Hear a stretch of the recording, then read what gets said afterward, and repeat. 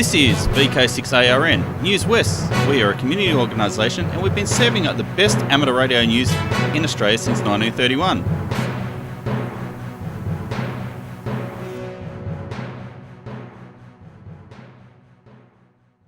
Hi there, thanks for tuning to Newswest for the 10th of September 2023. Now on with the show. Saturday, 7th of October is the annual Waroona Agricultural Show. As people experience entertainment for young and old, animals, log chopping, sideshow alley, farm machinery, wine tasting, food and trade stalls, and a stunning fireworks finale, Peel Amateur Radio Group will be there again this year to demonstrate our hobby to the public from the PARG Mobile Communications Unit. Learn about WinLink, radio fox hunting, and see the capabilities of the PARG Mobile Communications trailer in action. We hope you can join us at the Waroona Show Saturday, 7th of October, where you can experience a fun day out in the beautiful southwest of Western Australia. The WA Amateur Radio News Perth Tech Raffle has just ended its first week of sales and we're off to a good start. I'd like to tell you, and probably again, so bear with me, I'd like to tell you why this raffle is different to the usual amateur radio club fundraiser. Because you see, the proceeds, not 1 cent of it, do not go towards buying another big, new and... You see, the proceeds, not 1 cent of it, do not go towards buying anything big, new and shiny for our club. It all gets spent on you, the amateur radio community in Western Australia. It's spent on you because it's the fundraiser that enables us to stage Perth Tech as a freebie for you. Yes, we do charge $25 to attend, and that's a total pass-on cost to the caterers. The rest, the presentations, the amazing venue, the whole setup, is free for you to attend. However, you must register, and the catering fee is not negotiable. The raffle has some great prizes, and after last week's stumble on pronunciation by me, it will do to say that there are 3 fantastic transceivers up for the prizes, and the tickets are $5 each, and the full details, and make your own pronunciation of the name, on the VK6.net website. Remember that website name, VK6.net. Couldn't be easier, could it? This is the raffle that will give back to you. Please support it both by purchasing tickets and registering to attend Perth Tech. You won't regret either. The website again is vk6.net and I'm Bob, VK6POP. Clear prop.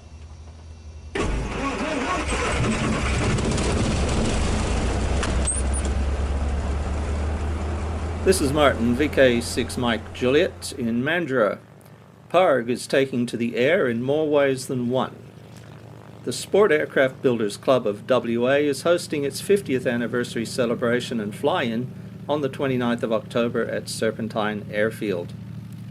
PARG will be providing public reception of the CTAF frequency of 119.1 MHz AM from our mobile communications trailer at the airfield, and we will be looking for inbound pilots possessing amateur radio licenses who would like to have aeronautical contacts on 146.5 MHz FM.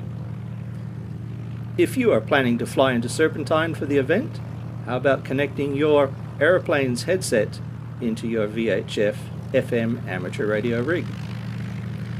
We will also be listening on 441.0 MHz FM in the UHF band for amateur automotive mobile check-ins. All communications will be broadcast over our public address system for members of the public to hear incoming aviation and amateur radio transmissions. This is a great opportunity for amateur radio to assist in a community event to demonstrate our hobby. For further details, please see current activities and events on the PARG website, which can be found at www.parg.org.au.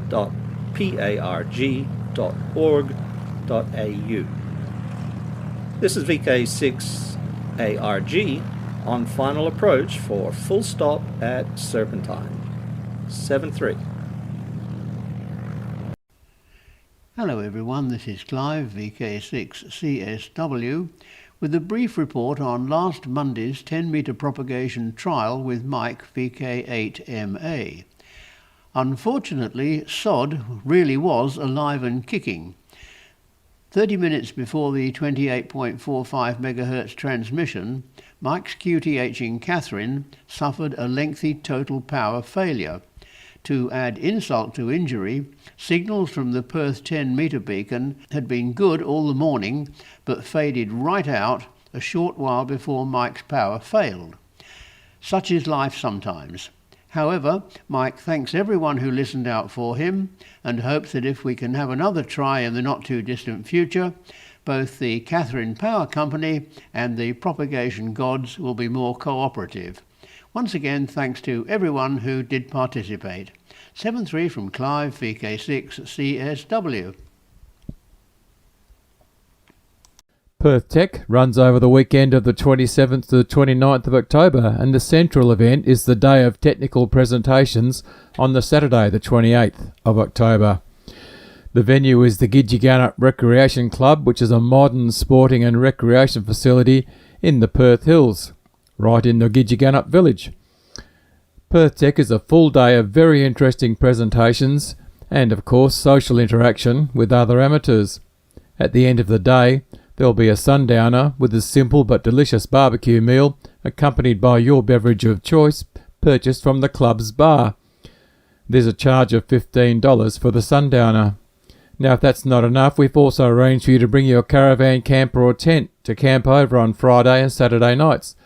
The gates will open at noon Friday and we're expected to vacate by noon Sunday. There's a $15 fee per site per day. This is a pass-on cost to the Recreation Club. Perth Tech is a premier amateur radio symposium which you shouldn't miss. Registrations are now open. The link is on the vk6.net website. vk6.net. Bookmark it.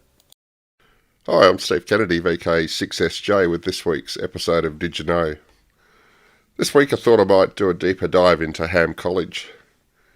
Ham College was formed in 2007 by Neil Husk, VK6BDO, now Silent Key. Neil was an ex-Navy radio operator who'd been a ham for a long time prior to then. Neil and a small team around him wrote the manual we still use to this day, prepared all the slides, etc., and mostly ran the course single-handedly, including foundation, standard and advanced courses. Another stalwart of the early days was Kathy, VK6KTS, who still stays involved with the college, and we lean on her for professional teaching expertise from time to time. The group uses the facilities of the Linwood Scout Hall at Whaleback Golf Course and also have a club station there, assembled, which is used for practical testing as well as the odd contest.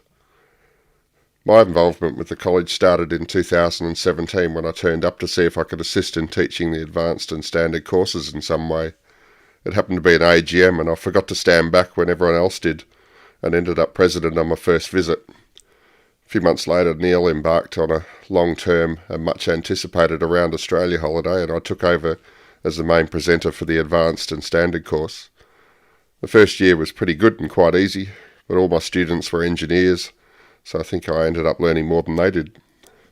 One of them was Randall, VK6 Whiskey Romeo, who stayed on to assist in teaching and is now the main man for the advanced course. The next 2 years were a lot rougher, with the third year I was involved in the course having a really poor result. At that point, a bunch of new blood came into the committee. We split the teaching up across about 8 instructors, all under the watchful eye of Randall, and we had an immediate improvement in attendance and exam passes. This same format is still in place today and our pass rate is generally around 100% or very close to that. Most years see at least one student stay on to either assist in instructing or just get more involved in the group, which is very satisfying. So what is Ham College doing? We run a combined advanced standard course once a year, generally starting in March and completing in October or November. In addition, we run a foundation course every 2 months, normally attracting between 6 and 10 students, and we've also run ad hoc foundation courses for community groups, both face-to-face and across Zoom. Between the two programs, we're responsible for bringing between 70 and 100 new hams into the hobby each year. With the advanced course, while there are a few different and very valid ways to study for and pass the exam, some much quicker than our course, we've found that the methods we're using provide a good depth of knowledge that's allowed many of our members to become very competent hams. So at this point in time, Ham College has more than its fair share of doers. From running courses and exams, building a new 2-metre beacon, managing the IT system that's so important to the quality of our course, and keeping the club station on air and operational, the culture of the club is very healthy.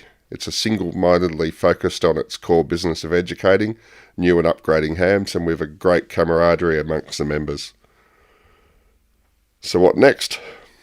We've often spoken about running more postgrad style courses like CW, digital modes, workshops, etc.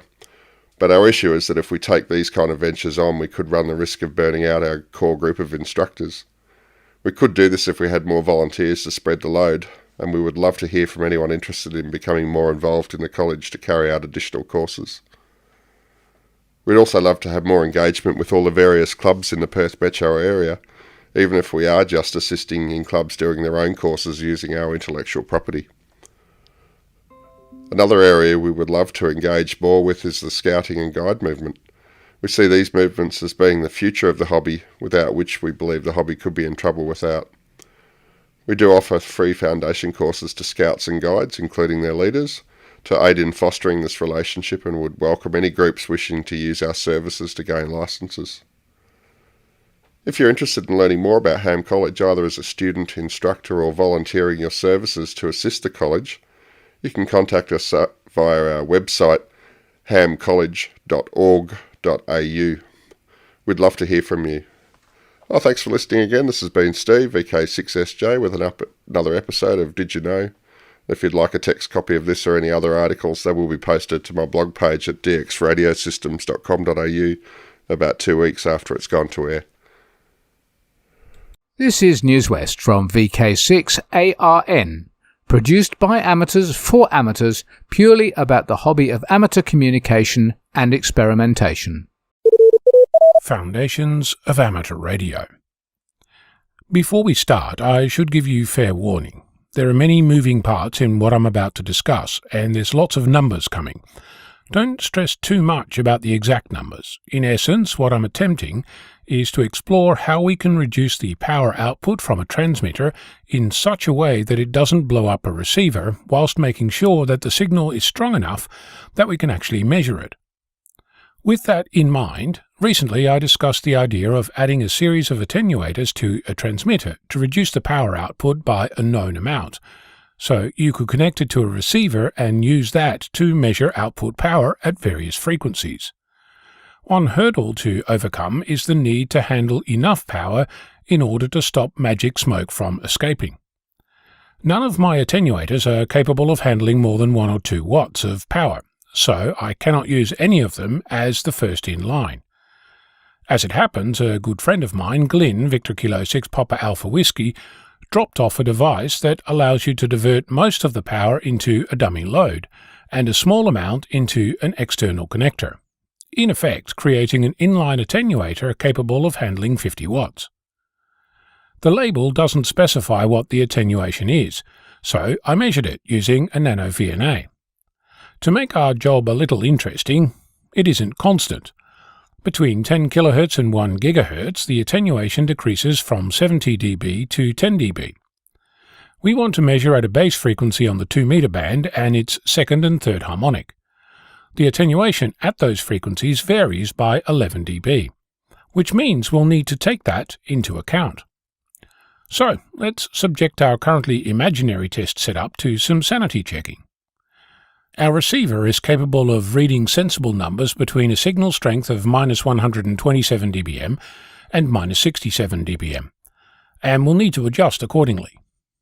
If we transmit an actual 20-watt carrier, that's 43 dBm, with 110 dB of attenuation, we end up at -67 dBm, which is right at the top end of what we think the receiver will handle. If we're using something like 5 watts, or 37 dBm, we end up at -73 dBm, which is well above the minimum detectable signal. Our best harmonic measurement was around -30 dBm, which means that with 110 dB of attenuation we end up at minus 140 dBm, which is 13 dB below what we think we can detect. So at this point you might wonder if this is still worth our while, given that we're playing at the edges, and to that I say, remind me again why you're here? First, we need to attenuate our 20 watts down to something useful, so we don't blow stuff up. Starting with 110 dB attenuation, we can measure our base carrier frequency and its harmonics and learn just how much actual power is coming out of the transmitter. Once we know that, we can adjust our attenuation to ensure that we end up at the maximum level for the receiver and see what we are left with. So, let's look at some actual numbers. Mind you, we're just looking at calculated numbers. These aren't coming from an actual dongle yet.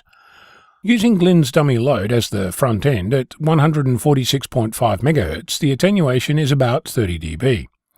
If we look at a previously measured handheld and rounding the numbers, it produced 37 dBm. That's the maximum power coming into our setup. With 30 dB of attenuation from Glynn's dummy load, that comes down to 7 dBm. We'll need an additional 74 dB of attenuation to bring that down to minus 67 dBm.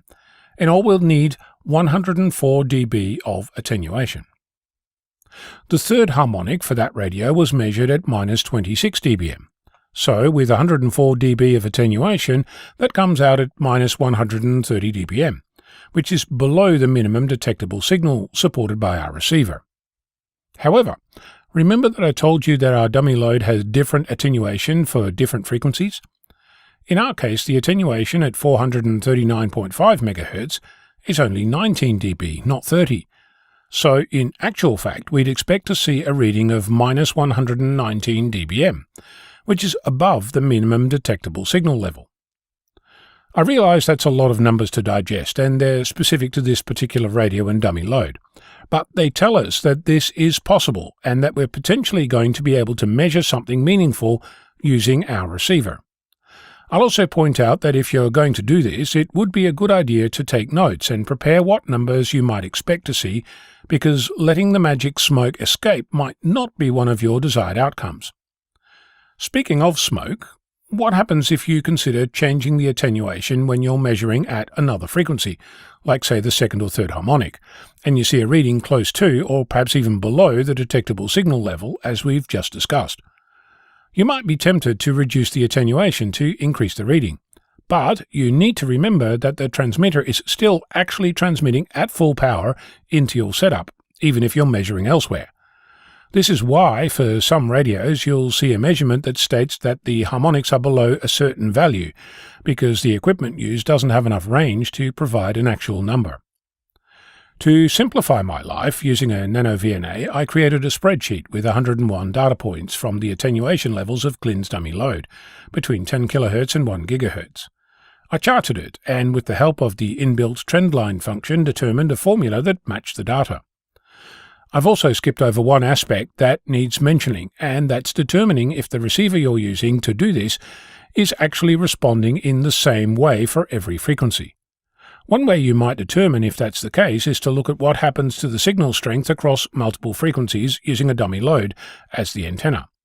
One tool, RTL_power, might help in that regard. Is this going to give you the same quality readings as a professional piece of equipment? Well, do the test and tell me what you learn. I'm Mono, Victor Kilo 6, Foxtrot Lima, Alpha Bravo.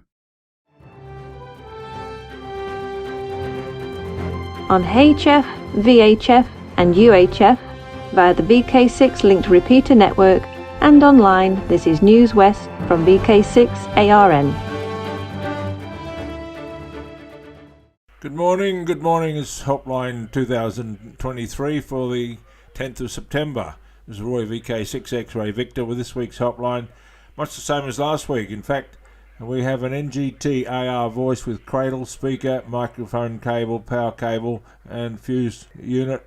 Cable has been shortened with GPS, and there's a 9350 auto-tune antenna. Control cable has been shortened, and tow bar antenna mount. Spring and stainless steel whip, and all in good condition. contact Colin, VK6 Charlie India, on 0417 097 043. 0417 097 043, and it is equipped with Austravel frequencies at the moment. That's the Austravel Safety Net, Travellers Net. Next item, we have Kenwood TS450S Sierra for sale, excellent condition, asking $700 by Wayne, VK6 November Whiskey. His phone number is 0499 450 505. 0499 450 505. That's Wayne, VK6 November Whiskey. Next item, we have a Hallicrafters HT33 linear amplifier, $350, a Daiwa controller rotator, $350, a vacuum tube voltmeter, $50. Contact Barry, VK6 Alpha Delta India, on his email, bravo.juliet.burns, that's Bravo Uniform Romeo November Sierra at bigpond.com.